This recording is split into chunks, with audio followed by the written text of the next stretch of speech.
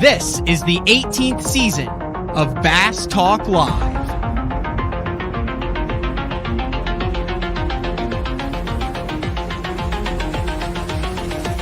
With your host, Matt Pangrath. BTL is brought to you by Lowrance, Bass Cat Boats, AFCO, Strike King Lures, Sunline, Big Bite Baits, Spro, X-Zone Lures, Gamakatsu, The Bass Tank, Denali Rods, and Pro Guide Batteries. BTL, coming at ya! Good morning and welcome to another exciting edition of BTL Bass Talk Live, where we are going to talk about bass fishing. We have a lot to talk about today. We have Pro Circuit titles, Angler of the Year races, Elite Series champions, and a guest, a guy who has pretty much done it all over the course of his career. Run a business, he's gone through the Bass Nation, he's fished the MLF Pro Circuit, he's fished the Bassmaster Elite Series, he's won pretty much everything you can in Alabama, and he's one of my favorite guys to chat with, none other than Crimson Tide fan Jamie Horton, on the verge of week 0 here in college football. But we're going to get Jamie Horton on in the second segment of the show. Show we did last week with Ken Duke and Brad Hallman got a lot of feedback, and there are a lot of things we talked about during that show, and it came to mind, well, Jamie Horton has literally lived, been through, and has the authority to talk about all of those things, so that's why we're going to have him on. But we're going to start out talking about what went on over the weekend in bass fishing, and a really cool story out of the Tackle Warehouse Pro Circuit title championship that went down on the St. Lawrence River this past week. Kind of a unique format there, where they did box and weigh their fish in, but they did a 5-fish format in an BPT style. They split the 50 anglers into groups of 25. They had 2 qualifying days, then the weight zero. The winner of each of those qualifying days went on to the finals. Then the top 8 from the semifinal went on to the end, and then they had a one-day shootout for a couple $100,000, and Spencer Sheffield, 22 pounds 12 ounces, gets the title win. A guy who's been around for a long time, came up through, started as a co-angler with the FLW Tour back then, and then has had 7, 8, 9 very successful years on the pro circuit. Finished second in the Angler of the Year race in 2020, and then finished third this year. So he takes a lot of momentum heading into the BPT, which he qualified for with his third place finish. But very consistent effort. No surprise there. A drop shot and a Ned rig gets the job done for Spencer Sheffield. Probably the guy finishing in second is one of the hottest anglers in the world right now. That would be Dakota Eber. He is fishing both the BPT and the Pro Circuit. He finished second in this event. So the last 3 Pro Circuit events he's fished, second place, third place, and second place. The last 2 BPT events he's fished, 6th place and third place. Ends up finishing 9th place in the Pro Circuit Angler of the Year standings, and 7th place currently heading into the last stop of the BPT on Mille Lacs coming up in a couple weeks. So really good event over for the Tackle Warehouse title. It's a definitely a different vibe with the belt now, I believe, in its 4th year, 2021, 22. That'd be the 3rd year for the belt, as opposed to the Forest Wood Cup and what the Forest Wood Cup was. But nonetheless, good derby over there. And then over on the Elite Series, we're going to get into this a little bit before we get into Jamie Horton. I've got some thoughts on what went on over there, but I was intrigued. So I was watching the Pro Circuit weigh in, and we, if you've listened to BTL for more than the past year, you know that Frank Scalish, who comes on Thursday, and Mark Jeffries, who retired in December, are big Carolina rig fans. Love the C rig. and I can't stand the thing. I can't tell you the last time I threw a Carolina rig. There was a top 10 out of the Pro Circuit title championship on a Carolina rig, and I was like, that's kind of noteworthy. And then you go over to the Elite Series that was kind of all over the board on Oahe, a very interesting event, and Austin Felix wins that event, gets a Elite Series title. Started the year out really un-Austin Felix-like, and then got it together. And he caught him on a drop shot, and then he also caught them on a Carolina rig. He caught him on a Z-Man Big TRD in the net, and then he also went to a Carolina rigged Zoom speed craw with a 5/8 ounce Carolina rig weight. And he used some little deal on his line to keep it from getting nicked. I actually talked with Austin last night. So they're back-to-back events, right? So they have an off day today. Practice starts tomorrow for Wisconsin on the Mississippi River. But Austin said, hey, man, would love to come on. I'll be asleep then. He drove 7 hours last night after the Elite Series win to get to the Mississippi River. So he is currently sleeping and has to have a good event here to qualify for the 2023 Bassmaster Classic. Probably also some of the biggest news coming out of that was it was almost like a victory celebration. I think we kind of crowned Brandon Polinick as the 2022 Bassmaster Elite Series Angler of the Year, looking to get his second Angler of the Year title under his belt. And he goes out and he finishes 66, which is his lowest finish since 2020 on Lake Eufaula when he finished 67th, his lowest smallmouth, I guess I wouldn't say exclusive. Rick Clunn weighed in like the 3 largemouth that exist in Oahe, but a very uncharacteristic miscut on a smallmouth fishery for Brandon Polinick. But then his 2 closest pursuers in David Mullins and John Cox, neither of them caught fish either. So Brandon Lester and Chris Johnson jumped up. Lester makes the cut in 47th. Johnson has a second place finish, so he maximizes points. Lester goes out. Now it's only like a 37-point lead heading into the last event. So there was a lot of room for anglers to make a move on Brandon Polinick, and no one was able to do it. So he still somehow maintained his lead with the 66th place finish after a very uncharacteristic Angler of the Year performance for Brandon on a smallmouth fishery. So I always think it's cool. It's interesting, just the mentality of those guys. Like I followed Carl too, since we had him on, and he talked for an hour and a half about the importance of positive attitude and being in the right mental frame of mind. And just the maturity and level of professionalism that Polinick shows afterwards, talking about learning experiences, talking about decision making, talking about putting himself in position to succeed and entering events in the right frame of mind, not dwelling on what happened or saying what ifs. It's really cool, and I think that translates into life. All right, I debated on whether getting into this or not. I definitely do want to get into this because this is some pertinent information, I think. The Matt Roberson deal. If you don't know, so Bass on Thursday and Friday are live on the .com for the entire duration of the day, and then they go to FS1 for the weekend. It's been really, really well received. Actually, Mercer and I just did a little cull podcast episode out where Mercer argued that 2022 is the best Elite Series season in history. 3 bags over 100 pounds, winning events, talking about it. And I argued that the first year was. But nonetheless, that's neither here nor there. They've had some great coverage out there. But for an hour in between FS1 coverage, they kind of have a break and they go to this thing called the live mix.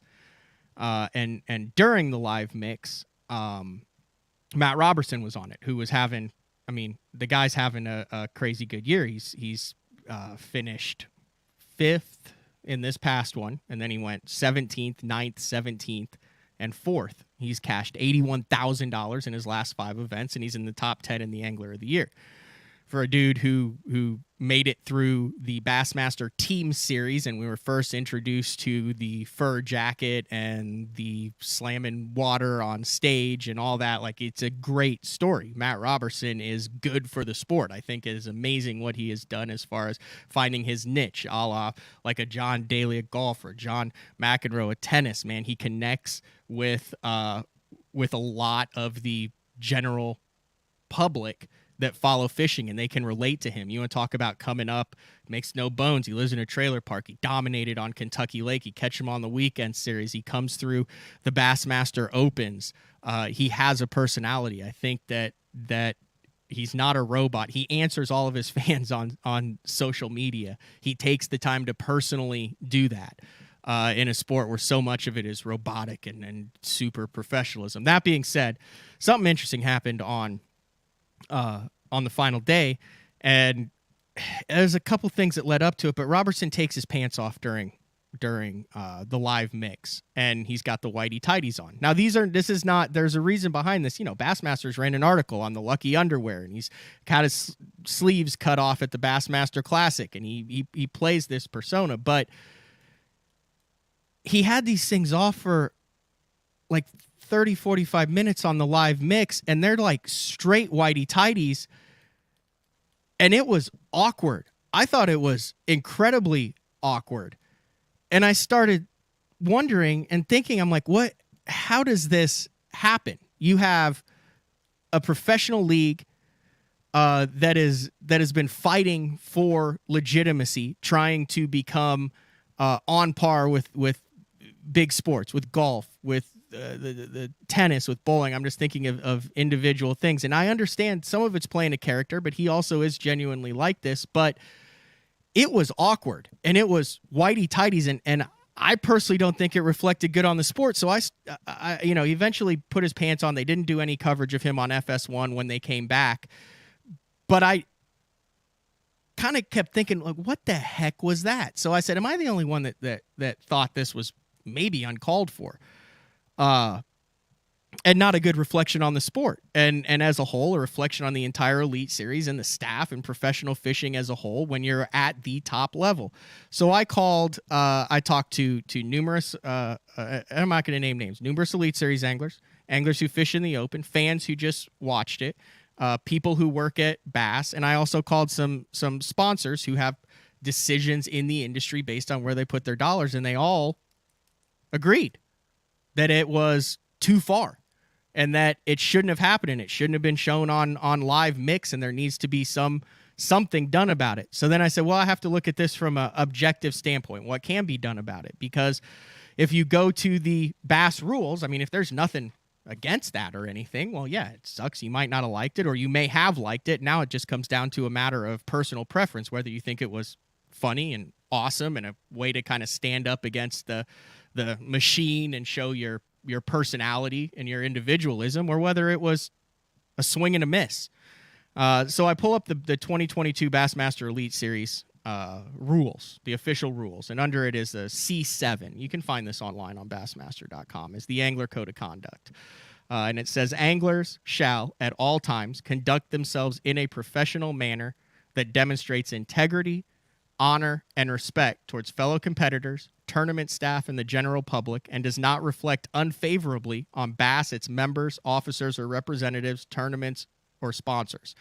Anglers are frequently in the public eye and are considered role models by young people. Therefore, it is imperative that the tournament competitors demonstrate good sportsmanship in fishing. Sportsmanship is defined as fair play, respect for opponents, and polite behavior while competing in the sport. So then it goes down and says, any angler who violates one of the provisions of the sportsmanship rules or angler code of conduct may be subject to fine, reduction of angler of the year points, or forfeiture of tournament.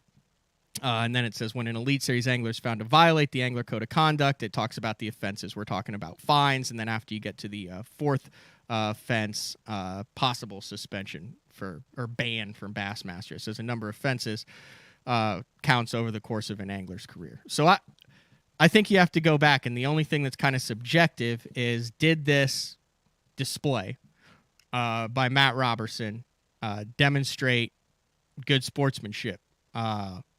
Did it reflect unfavorably on Bass, its members, or representative tournaments or sponsors? And I think the answer to that is yes.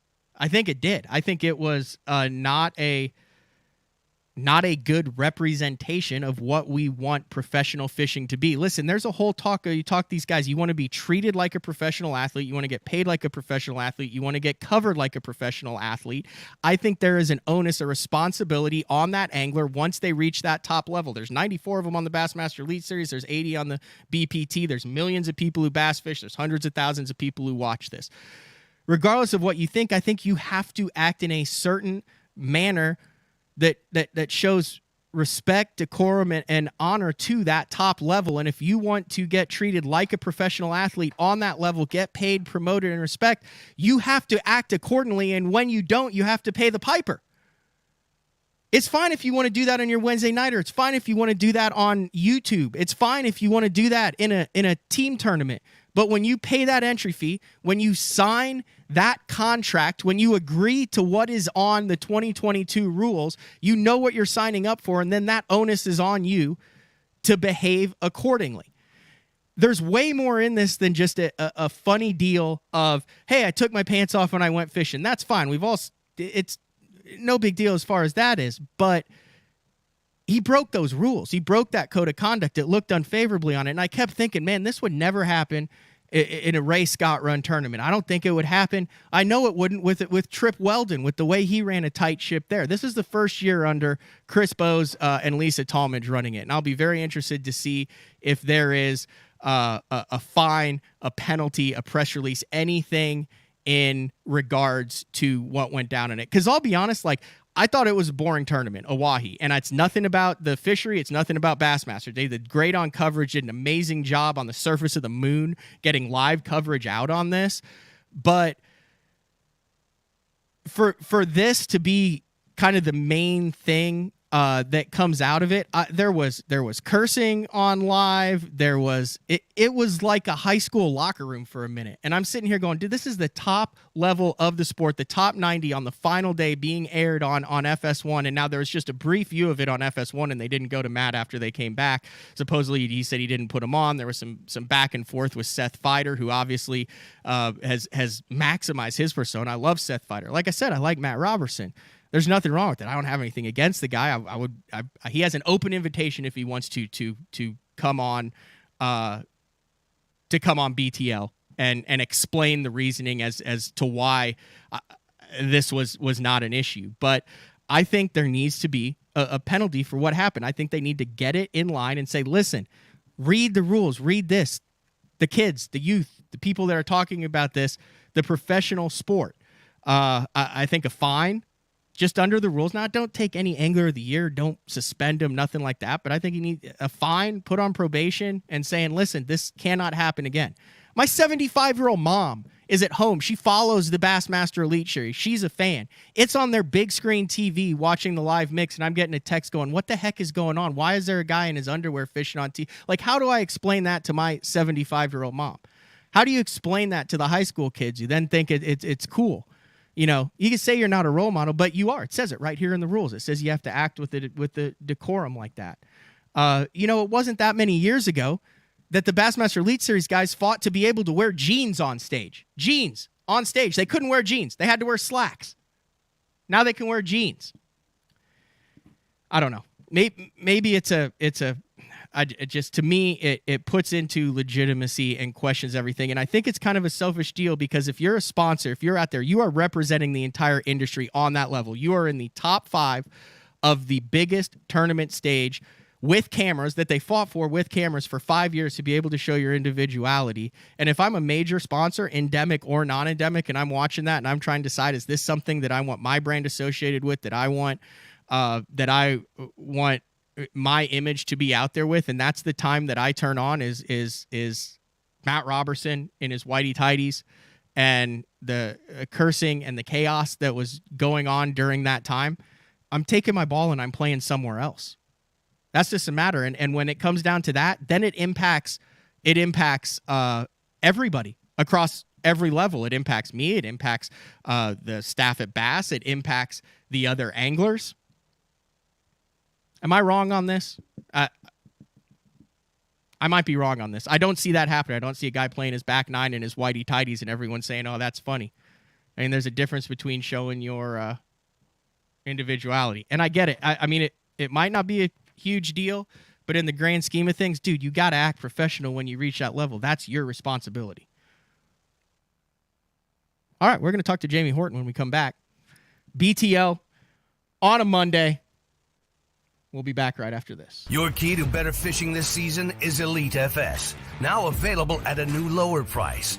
Get Elite FS 9 today for $9.99, and we'll throw in a C-Map reveal chart, our premium mapping solution, for free.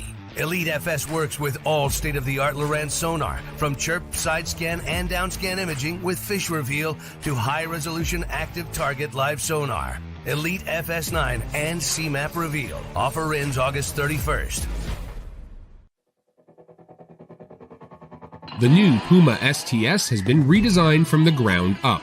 With the angler, design, function, and performance in mind, nothing on this new offering was compromised, and the only thing carried over from the previous version is the name.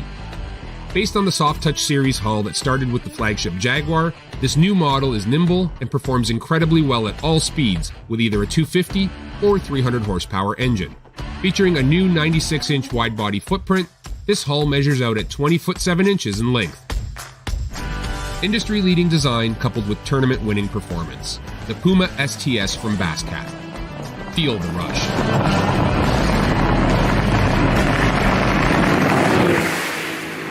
We're just about ready to go, ladies and gentlemen. Get in order. Once again, Drew Cook is in the driver's seat. When you're catching fish for a living, you can't let a little cold, rain,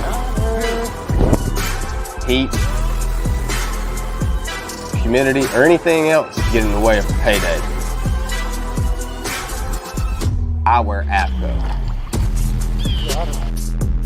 Any fish, any water. The KVD 100 jerkbait. 15 different colors. A perfect combination of roll, wiggle, and flash. Increased castability. 3D eyes.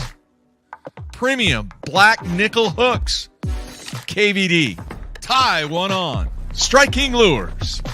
Are you looking to install your own fishing electronics? Well, the Bass Tank is here to help you. The solution is the Bass Tank Power Harness. It takes the guesswork out of installation. No more voltage issues or interference. Designed by an engineer so that you can get professional results right there in your own garage. Installation done right with the help of the Bass Tank Power Harness. You can feel confident knowing that your installation was done right. The Bass Tank Power Harness. Give us a call or order yours today at thebasstank.com. Get the best patterns backed by tournament data. Start by finding the best 10% of your lake. Know exactly what to look for and what to throw. After that, just put them in the boat. Try the Deep Dive app today. Look at that beast right there. Elite Series Pro Daryl Gleason here. My Pro Guide batteries keep me going on those long tournament days and long practice days. Always plenty of juice, never fail. The best part about Pro Guide batteries, it's the people behind the company. They have over 40 years experience in the battery business, keeping all of us fishermen out on the water longer, catching more fish. Check them out at ProGuideBatteries.com. What's up, Bass Talk Live fans? Brandon Polnick here. And ever since I won a couple Bassmaster Elite Series events on X-Zone Lures, I've been getting a bunch of questions of what makes them so special and different. And really, the truth is, it's in the details. The little details, things like no cheap fillers in their plastic. That gives you more lifelike action, more realistic and vibrant colors. But don't just take my word for it. Go to www.xzonelures.com and check them out for yourself. Welcome back, BTL, on a Monday. That might have been one of my first hot takes since taking over a BTL in January. But, I mean, it fired me up. It fired me up. It still does. I don't think it's me being a Karen. I don't think it's me overreacting to something. I think it's something that doesn't belong in professional sports. And, yeah, I do agree with some of the comments. I think some of the onus lands on Bass, too, for airing it. Let's go to Jamie Horton. So that's a weird intro, Jamie, like a really weird intro. Probably not how you planned on coming into a bass fishing podcast, but what are you up to? Just fixing to bid some work this morning. We got about $1 million worth of quotes to turn in this morning on some Right, you had to listen to me rant about bass fishing in your underwear. You're probably going, holy cow, this is costing me dollars every minute. No, that's good. I see your point. You ever fish in your underwear on a camera? No, never considered that. I actually thought it was a rule against it. Well, so did I. So I went through the entire rule book, and there actually, from what I could tell and what I read, there is nothing that says what you can or can't fish in. Yeah, well, I guess that's one thing. I actually don't know why you would have to have a rule against it. It is what it is anyway. I'm sure I'll get a lot of feedback on that, which is good or bad, which is why I like BTL. Listeners have opinions. I read all the opinions, good or bad. I appreciate the feedback. Have at it. Yeah, Maybe I'm completely wrong on this. I'd like to read some of them myself. All right. Like I said before, I brought you in. One of the reasons I wanted to get you in is we had a lot of good feedback from the show that Brad Hallman and Ken Duke did, and we got into some heavy discussions about the best path, the most efficient path to prepare yourself, to harden yourself for the rigors of the professional tour. And we got off of the air, and I was thinking, well, who's probably one of the best guys to have on that's been there and done it all? And dude, you have done it just about every way you can and fished at every level. So I thought you would be a great guest to kind of piggyback on that discussion. Kind of your history, dude. You've been tournament fishing for decades. Well, I didn't start tournament fishing. I was 27. I'm 55 now. So it's been quite a while. And we had a lot of success at the local level. Actually had a whole lot of success, one bunch of boats and different things. And actually the federation is kind of what got me to where I am now. This is my 11th year as a professional fisherman, and I couldn't have done it without the federation. All right. That's a hot topic right now is it was the federation when you came through it. Now it's called the Bass Nation. In your career, talk about when you started fishing the federation and coming up. Like, where were you in life, in business, as far as and with a family, and how were you able to take that and go from local regional stick to national touring pro through that grassroots program? Yeah, I've been here working with Burke's Mechanical now for 35 years, and when I started with Burke's, when Mr. Burke started the company, he hired 3 of us, and we up to 900 now. So the company's really grown since I've been here. But back when I was younger, I was allowed the time off to fish on Fridays and travel and fish the federation, and I fished a few opens here and there. But fishing the federation is what really got me started. And it's a long process. You kind of qualify one year, and then it's kind of the next year you got to keep winning and keep winning. Once you lose, it's over, and you got to go back, and then it's like a 2-year reset. So them it's kind of like playing baseball. Travel ball don't mean as much as your actual local little league does. Because once you lose, you're out, and it's over. Mm-hmm. You can't go back, and that's kind of what the federation was. Once you just got to keep winning and continue over a 2-year period to make it to the classic, which allowed you the opportunity to fish professional. Do you think you would have been able to fish at that professional level had it not been for the grassroots programs? Like I said, me and Kobe Carden had a whole bunch of success fishing local, and I've been asked so many times if I thought I'd ever go pro or when I was going to go pro. And, I actually probably waited too late, but my thoughts on going pro was I never had any intentions on going pro. And as soon as I won the federation in 2011, I actually left the night I won and flew to Kansas and was deer hunting. And I was actually in the stand, and Trip Weldon started calling me while I was hunting, wondering what I was going to do, and told me I needed to decide quick. And I went ahead and just made the decision. But prior to that, the week before winning the Federation National, I had no thoughts of ever going pro. And then it just all kind of rolled from there. This is where I want to get into the part. So you had fished a lot of TVA, a lot around Alabama. You mentioned fishing with Kobe Carden. Like, this is not bragging. Put into perspective, how many boats have you won?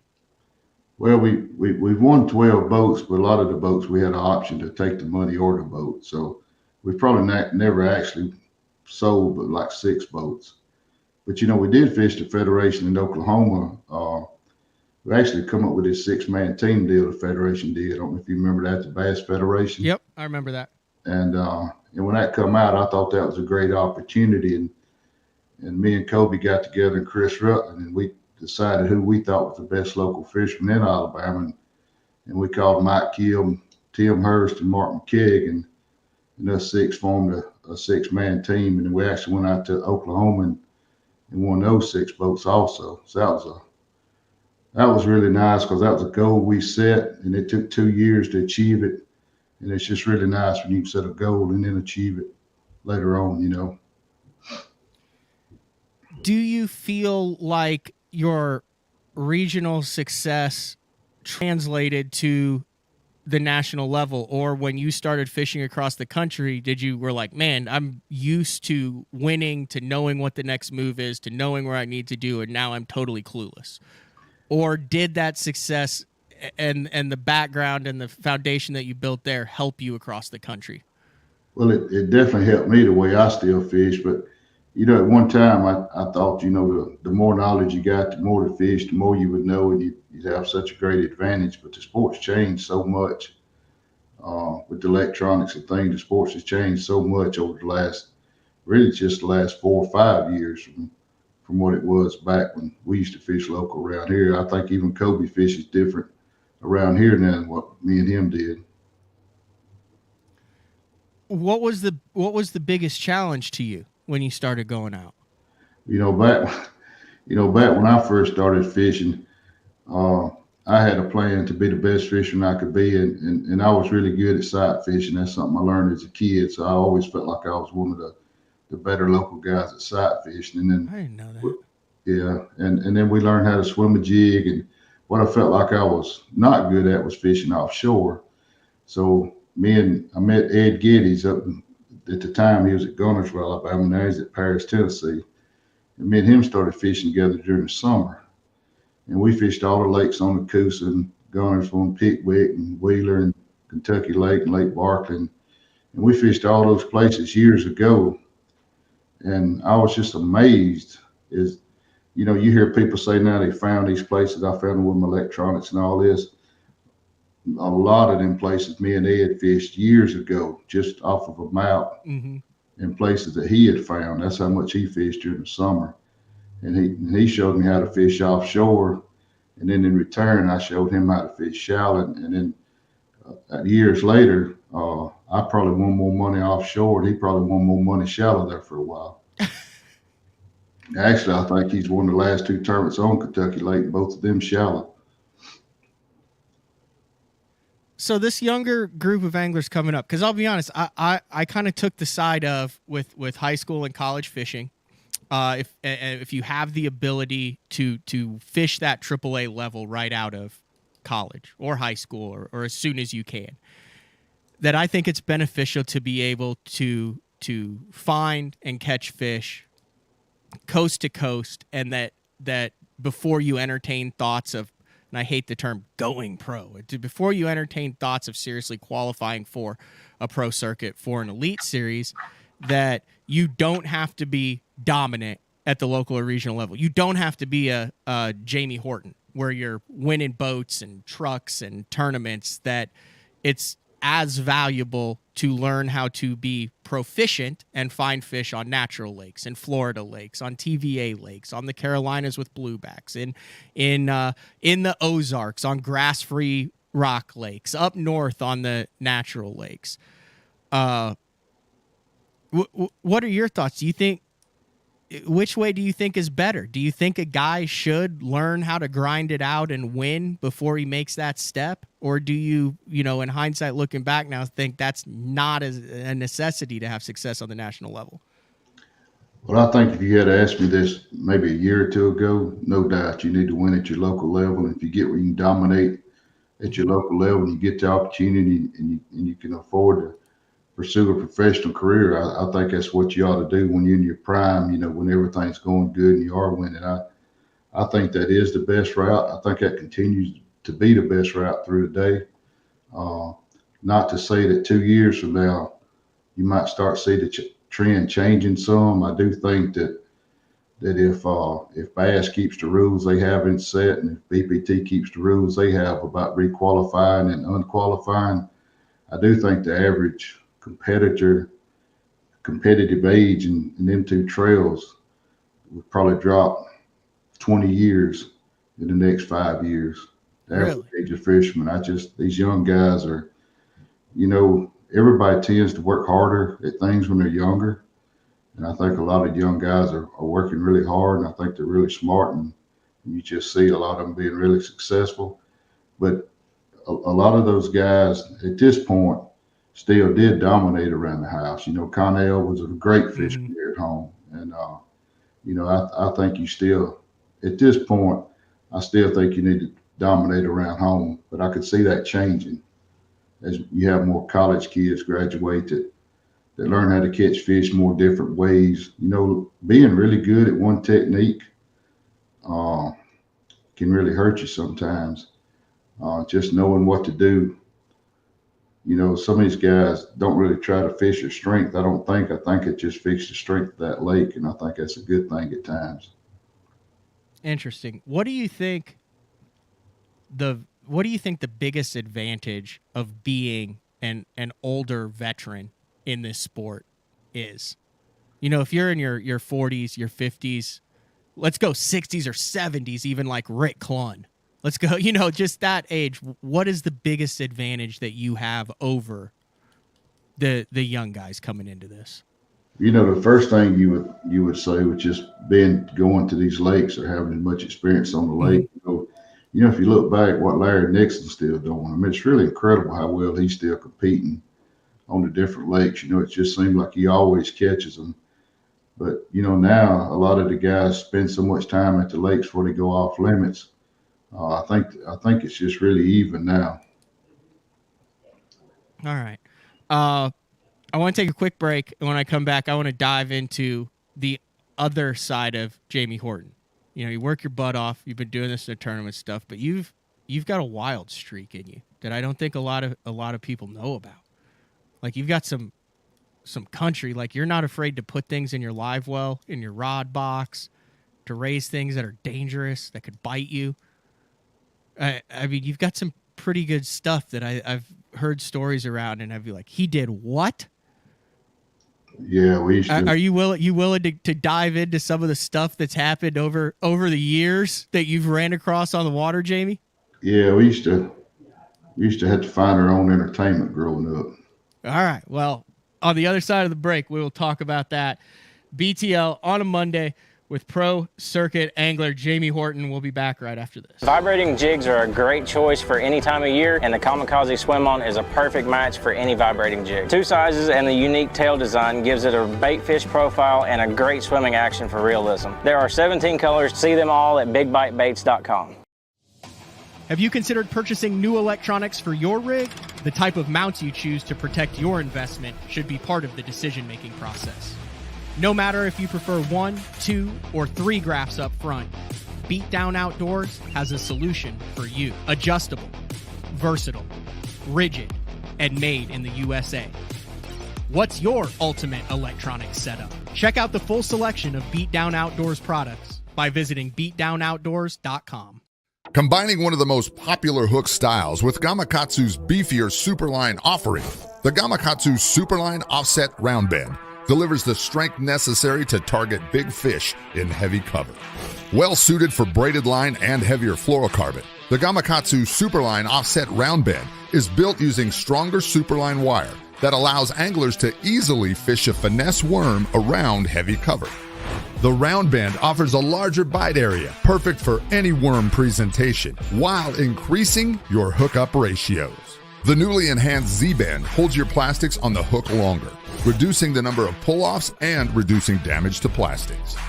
Available in 2/0, 3/0, 4/0, and 5/0, this is the most durable worm hook, designed for heavier lines that hold your bait on longer. Preparation is key to success.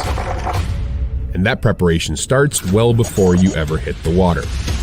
You're only as strong as your connection to the fish, and your line is that critical connection. Confidence in your line every minute of every day on the water is a necessity, and failure, it's not an option. Sunline makes the fluorocarbon, nylon, and braided lines to give you the strength to guarantee your confidence. Vibrating jigs are a great choice for any time of year, and the Kamikaze Swim-On is a perfect match for any vibrating jig. 2 sizes and the unique tail design gives it a bait fish profile and a great swimming action for realism. There are 17 colors. See them all at bigbitebaits.com. The Spro Little John crankbait has been around for almost 15 years, and it is one of my go-to crankbaits whenever I need a fish in the boat, so you can never have enough new colors. That's why Spro's coming out with a handful of new colors, including Pearl Shad, which has this bleached out white look, but it's got this pearlescent, really pretty. We've got Copper Shad, which looks amazing in the water. It's got that purple flake on the back, really pops in the water.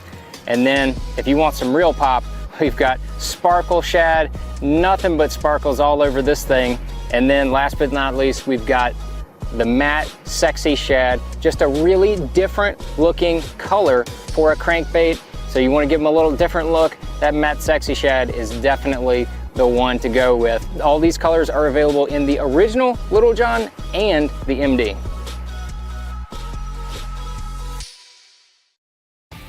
BTL, welcome back with Jamie Horton from Alabama. You guys gonna win everything this year? I think we'll have a pretty good defense this year, and I think our offense should be pretty decent also. But I think our defense is going to be fun to watch. Do you follow it as close as Brad Holman follows OU, like the whole transfer portal and 5 stars and what's coming up and who signed what and who Nick is talking to and who's talking back at Nick? Like, are you deep into that? Clint Davis sends me all that information. He texts me every day, everything that happens new, so I don't really have to follow it myself. I just get it from Clint. You get fired up over it then, or like do you go to a lot of the games when you're around? I go to 3 or 4 a year, and actually I carried Andy Montgomery to one, and we was winning 48-0, and the other team was driving, and we was all just hollering and screaming, trying to keep them from scoring. And Andy said, "I just don't understand." I said, "It's a little different out here." I gotcha. All right. One of the cool things is, you have a couple beers with some guys around, and you hear. Well, one time I heard that Jamie Horton. We may have mentioned this on the show like 3 or 4 years ago, I think, but I think it's definitely time to circle back around this. Is it true? I was talking with someone else. Is it true that you once put a bobcat in your live well? Well, I did try to put a bobcat in the live well, and I've caught everything that I've ever saw in Alabama. I've caught it with my hands, whether it be an otter, a beaver, deer, coon, wild hog, just whatever. But fox, caught a bunch of fox, coyotes. But the bobcat, I tried to put him in my live well because I really didn't have anywhere else to put him. But them things are really quick. And actually, he run up the dip net handling. And the only reason that it didn't come out worse for me is he just didn't want it to. So I had to let him go. So he was just swimming across the river? Well, he was just swimming, and I was just going to catch him for fun. And but they were really quick. I mean, a cat's hard to handle. That's probably one of the baddest things out there is some type of cat. So anyway, so we let him go back, so he's fine. You got him in, but you got him in the live well, like you scooped him. Yeah, we did scoop him, and I did have him behind the neck, but he's just so fast. Really? So fast when I tried to put him in, he got his feet, he turned around and come back up to dip net and tore my shoulder when he went over the top, but luckily he kept going. So we just, we used to hunt a lot growing up, and actually my nickname's Coon. Been that way ever since I was like 13. I had to miss baseball practice to get rabies shots from getting bit pretty bad, and some of the guys started calling me that, and that's kind of stuck with me all the way through. That's what all my friends call me. Most people don't even know my name's actually Jamie. But, folks make fun of me because I'm not really scared of nothing in the woods. I used to spend the night in the woods by myself, coon hunting all the time. That don't bother me any. Pretty afraid to be in a house by myself, or like some of the guys that travel with me, they'll tell you, if I make the cut and they don't, I'll go get a motel. I'm not staying in a house by myself. I'm scared of that. But as far as out in the woods, I'm good.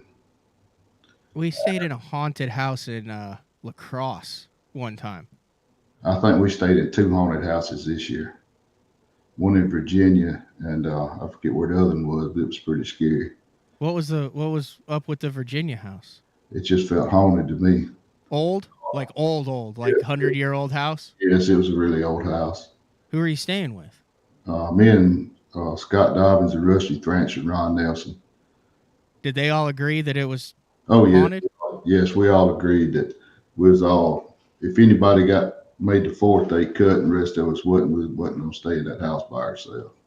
No joke. Did anything happen, or just the hair on the back of your neck, just little areas of the house where it just didn't feel right? Yeah, I really think you can feel that. You know, we got a haunted house here, and we go down there and there'd be 20 or 30 of us and everything's fine. But when it's just you and your wife left there to clean the house up, it's different.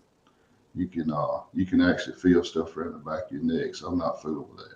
All right. So Virginia, where was the other haunted house? I really can't think of where it was at right now. But that was the one that really got me. We'll do the schedule: Rayburn, Harris Chain, Pickwick, Gunnersville, James River, and Champlain. No, I know. It was at Champlain. Okay, so that's another historic location. Yes, and luckily for me, Dobbins booked the house and he booked it for the wrong week. So we didn't get to stay there, and I was tickled to death. We got a motel room. Me and Rusty was really happy. How'd that work? You like rolled up to it or something, and then someone else was like, "Hey, you're not supposed to be here"?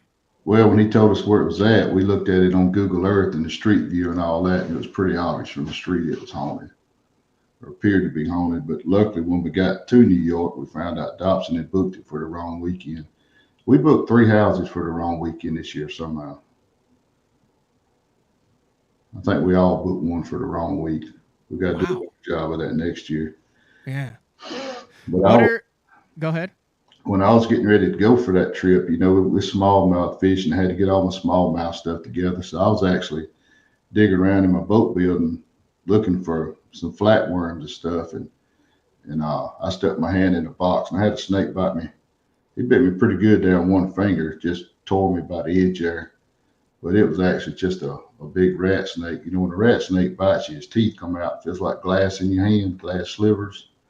And, you know, I'd had that snake in there for a long time, just keeping rats down and stuff like that. And he kind of got me frustrated then. I had to carry him down the road, let him go. You mentioned the smallmouth deal. Didn't you we were talking at the Elite Series at Oahe. There were some guys that were catching them out of 60 foot of water. I think Lee Livesey was caught a 13.5-pound walleye or out of 74 foot of water. Didn't you catch fish on the St. Lawrence out of like 110 foot of water one time?